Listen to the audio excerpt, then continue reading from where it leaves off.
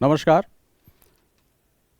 हम लोग 71st BPSC के कुछ वैसे कह सकते हो कि प्रैक्टिस सेट को लेकर के आए हैं, जिससे आप जो भी तैयारी किया है उसके बारे में एक अपने आप को दोबारा फिर से बढ़िया से तैयार कर सकते हैं। क्वेश्चंस डायमेंशनल है, अलग अलग तरह के क्वेश्चंस यहाँ पर हमने तैयार किया है ताकि के आपने अब तक जो पढ़ा है उसको एक बार आप समझ सकें। तो आइए, और साथ साथ में आप अगले यानी कि कुछ और जो दिन बचे हुए हैं एग्जामिनेशंस के लिए उसमें अपने आप को तैयार कर सके। तो पहला प्रश्न यहाँ पर है आपके सामने, और ये प्रश्न है कि क्वेश्चन कह रहा है कि निम्नलिखित में से कौन सी नदी पेरिस शहर यानी कि पेरिस नगर जो है उससे होकर के बहती, कहने का मतलब है कि पेरिस नगर जो है वह किसके किनारे है। ठीक है, ऑप्शन में है सीन, नील, राइन या टेम्स। ठीक है, तो इसका सही जवाब होगा सीन नदी के किनारे जो है वह पेरिस नगर है। क्लियर। और एक और संदर्भ में यहाँ पर याद रखना होगा कि यदि हम लोग बात करते हैं नील नदी का, तो नील नदी जो है यह विश्व का सबसे लंबा नदी है। यह विश्व का सबसे लंबी नदी है। ठीक है, और अगर आपसे क्वेश्चन पूछा जाए कि विश्व की सबसे विरहद नदी कौन सी है, तो सबसे विरहद नदी यदि बोला जाए तो याद रखना होगा अमेज़न नदी जो है यह विश्व का सबसे बड़ा नदी है। इसी संदर्भ में आपको थोड़ा याद रखना होगा कि लंदन जो है यह टेम्स नदी के किनारे है। नेक्स्ट क्वेश्चन की तरफ आगे बढ़ते हैं, और क्वेश्चन कह रहा है कि किस देश को 1000 झीलों की भूमि कहा जाता है, रूस, चीन या फिनलैंड, कनाडा। और इसका सही जवाब क्या होगा, फिनलैंड। ठीक है, और फिनलैंड की याद रखिएगा यह स्कैंडिनेवियाई कंट्री का एक देश है, यानी कि यूरोप के जो कुछ देश हैं जिसको कि स्कैंडिनेवियाई देश कहा जाता है उन्हीं में से एक है फिनलैंड। तो फिनलैंड को कहा जाता है 1000 झीलों की भूमि कही जाती है। क्वेश्चन कह रहा है कि भारत की सबसे लंबी तटीय सीमा किस राज्य से लगती है। याद रखिएगा भारत के कुल 9 राज्य ऐसे हैं जिन्हें हम लोग तटीय राज्य के नाम से जानते हैं। इन तटीय राज्यों में यदि बात करें तो गुजरात जो है इसकी तटीय सीमा सबसे लंबी है, और यदि हम लोग बात करें तो गोवा राज्य की तटीय सीमा सबसे छोटी है। गुजरात के बाद जो है यानी दूसरे नंबर पर यदि हम लोग बात करें तो आंध्र प्रदेश की तटीय सीमा की लंबाई है। नेक्स्ट क्वेश्चन की बात करें, भारत के किस राज्य में भारतीय खगोलीय वेधशाला स्थित है, तो भारतीय खगोलीय वेधशाला जो है यह लद्दाख में स्थित है। और लद्दाख क्या है, तो यह यूनियन टेरिटरीज है। ठीक है, राज्य नहीं है बल्कि यह केंद्र शासित प्रदेश है। नेक्स्ट क्वेश्चन की तरफ हम लोग आगे बढ़ें, बिहार में कार्बन उत्सर्जन का प्रतिशत कितना है, तो बिहार में कार्बन उत्सर्जन का प्रतिशत जो है वह 3% है। कौन सा समुद्री चैनल लक्षद्वीप समूह को मलिको एटॉल से अलग करता है। चैनल का मतलब होता है एक नैरो वाटर जो रीजन्स होता है उसी को हम लोग चैनल बोलते हैं, और इसमें हमें याद रखना है ये जो 9 डिग्री चैनल है यह अलग करता है लक्षद्वीप के कई द्वीप समूहों को मलिको एटॉल से। और यहां पर याद रखना होगा कि जब हम लिखते हैं एटॉल, तो एटॉल मुख्य रूप से क्या है, तो यह एक प्रकार का परवाल कह सकते हो कि स्थल रूप का एक स्वरूप है। ठीक है, एटॉल का मतलब यह होता है कि परवाल का ये जो इस तरह का घिरा हुआ क्षेत्र होता है उसी को हम लोग एटॉल बोलते हैं। थोड़ा इसी संदर्भ में याद रखना होगा कि जो 10 डिग्री चैनल है यह किसे अलग करता है, तो अंडमान और निकोबार द्वीप समूह को अलग करने वाला जो चैनल है वो है 10 डिग्री चैनल। तो बहरहाल इसका उत्तर होगा 9 डिग्री चैनल। और अंडमान क्षेत्र को अलग करता है पूरी तरह से यदि हम लोग बात करें तो हमारा जो अराकनयुमा पर्वत सीमा है उनसे अलग करने वाला जो चैनल है उससे हम लोग कोको चैनल के नाम से जानते हैं। नेक्स्ट क्वेश्चन को देखें, भारत के किस राज्य में पुंजा खेती का अभ्यास किया जाता। पुंजा खेती मूल रूप से क्या है कि पुंजा खेती एक प्रकार के खेती के स्वरूप है, यानी कि समय का जो भाग होता है उसको एक विशिष्ट नाम से जाना जाता है, और यह मुख्य रूप से कहाँ होता है, तो यह मुख्य रूप से केरल राज्य में पुंजा एक समय सीमा है, यानी कि मूल रूप से अगर हम लोग देखें तो नवंबर से लेकर के मार्च तक का जो धान का जो समय होता है, खेती की जाती है, तो उसको केरल में पुंजा का नाम से जाना जाता है। यह धान के फसल का एक समय सीमा है। ठीक है, नेक्स्ट क्वेश्चन है, राष्ट्रीय पर्वतारोहण एवं संबंध खेल संस्था कहां स्थित है? उत्तराखंड, जम्मू कश्मीर, हिमाचल प्रदेश। तो इसका सही जवाब होगा अरुणाचल प्रदेश में राष्ट्रीय पर्वतारोहण एवं संबंध खेल संस्था स्थित है। नेक्स्ट क्वेश्चन की तरफ आगे बढ़ें। भारत में हीरे निम्नलिखित में से किस क्षेत्र में निकाले जाते हैं? याद रखना है कि इसका सही जवाब होगा मध्य प्रदेश में पन्ना नामक स्थान है जहां पर हीरे की उत्खनन की जाती है।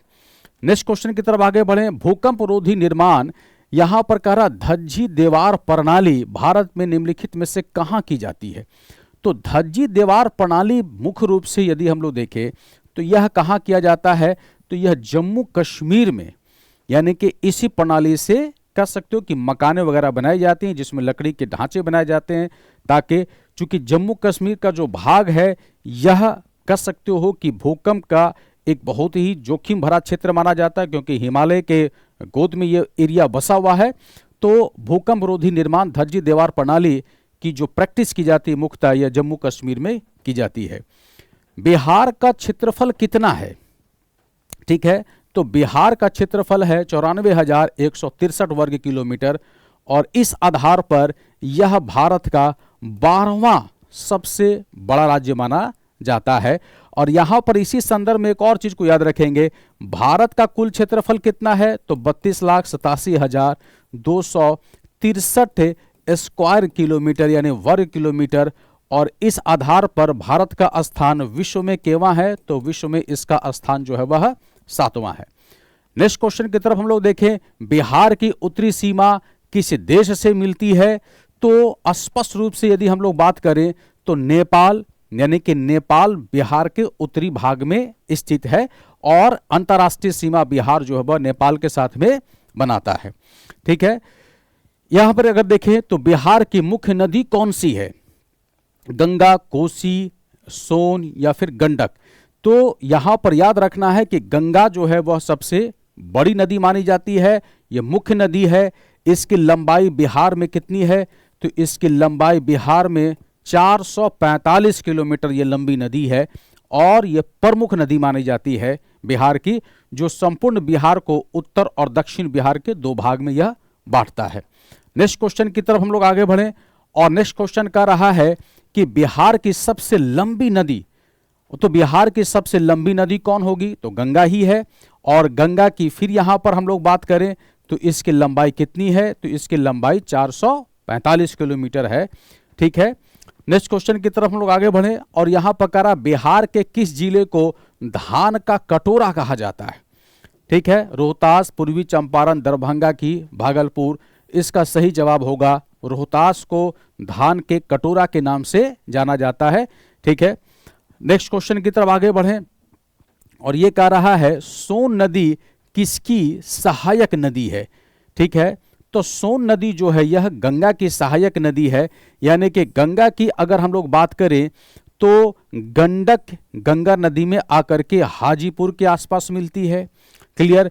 कोसी की अगर हम लोग बात करें तो सबसे यानी बिहार के सबसे पूर्वी सीमा पर आकर के मिलने वाली कोसी नदी है। क्लियर। और साथ साथ में यदि हम लोग बात करें तो बागमती नदी भी गंगा की एक सहायक नदियों के रूप में जानी जाती है। नेक्स्ट क्वेश्चन की तरफ आगे बढ़ें। बिहार का कौन सा जिला लीची उत्पादन के लिए प्रसिद्ध है? ठीक है, और इसका जवाब क्या होगा कि बिहार का जो मुजफ्फरपुर जिला है यह लीची उत्पादन के लिए प्रसिद्ध माना जाता है। बिहार क्या सिल्क सिटी के नाम से किसे जाना जाता है? तो बिहार के सिल्क सिटी के नाम से भागलपुर को जाना जाता है। ठीक है, यानी भागलपुर को बिहार के सिल्क सिटी के नाम से इसे जाना जाता है। नेक्स्ट क्वेश्चन की तरफ आगे बढ़ें। दक्षिणी अमेरिका के में मध्य अक्षांशीय घास के मैदान किसे कहा जाता है? तो इसका देखो सही जवाब होगा पंपास। प्रेरी मुख्य रूप से अगर हम लोग कहें तो यह नॉर्थ अमेरिका के जो मैदानी भाग हैं उसको प्रेरी के नाम से जाना जाता है। विल्ड की अगर हम लोग बात करें तो यह मुख्य रूप से अगर अफ्रीका के, और स्टेपीज की अगर हम लोग बात करें तो ये सेंट्रल एशिया में, यानी कि जो क्षेत्र हैं घास के मैदान हैं उसको स्टेपी के नाम से जाना जाता है। तो मध्य अक्षांशीय घास के मैदान जो है दक्षिणी अमेरिका में उसे पंपास के नाम से जाना जाता है। ग्रेट विक्टोरिया मरुस्थल कहाँ है? क्लियर? ऑस्ट्रेलिया, भारत, मिस्र या उत्तर कोरिया, या उपयुक्त में से कोई नहीं, उपयुक्त में से एक से अधिक।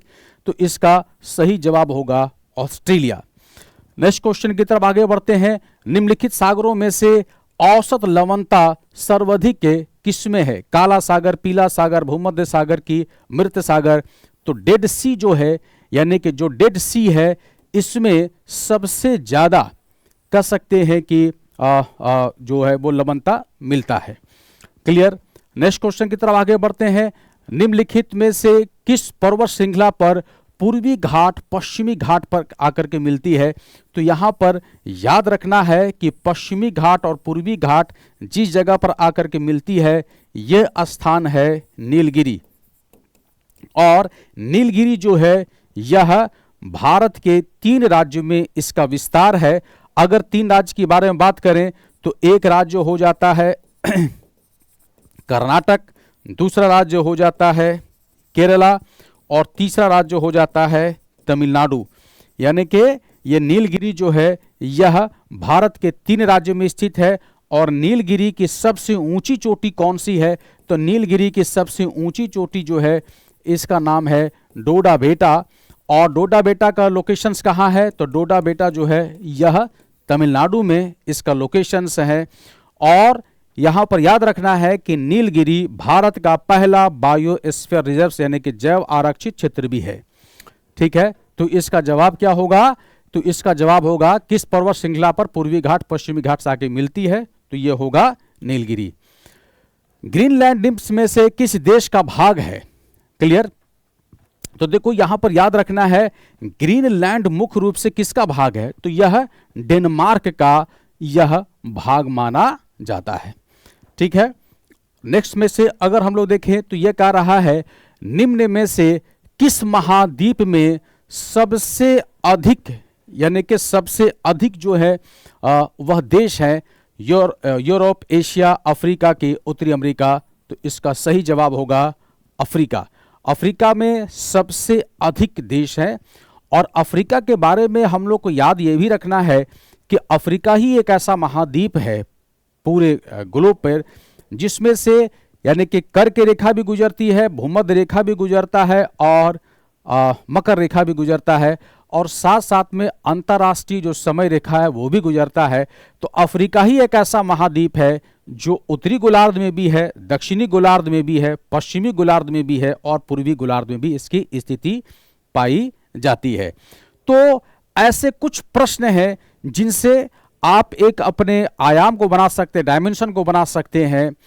इसी प्रकार के प्रश्नों को आप कोशिश कीजिएगा कि एक बार आप प्रैक्टिस जरूर कर लीजिए। यानी कि ये तो प्रश्न है ही है, आपके पास जहां से भी जो भी प्रश्न आपको मिले उसको निकालिए और एक बार कोशिश कीजिए कि प्रैक्टिस कर जाएं। जितने भी पुराने क्वेश्चंस पूछे हुए हैं बीपीएससी में या किसी भी अन्य एग्जामिनेशंस में, उन प्रश्नों को भी निकाल लीजिए और वहां से भी जितना प्रैक्टिस आप कर सकते हैं कीजिए उसको, ताकि आपका कोई भी कह सकते हो कि छूटा हुआ कोई भाग है या ऐसी चीज़ है जिसको कि आपने नहीं देखा है तो वो आपसे अनछुए न रह सके।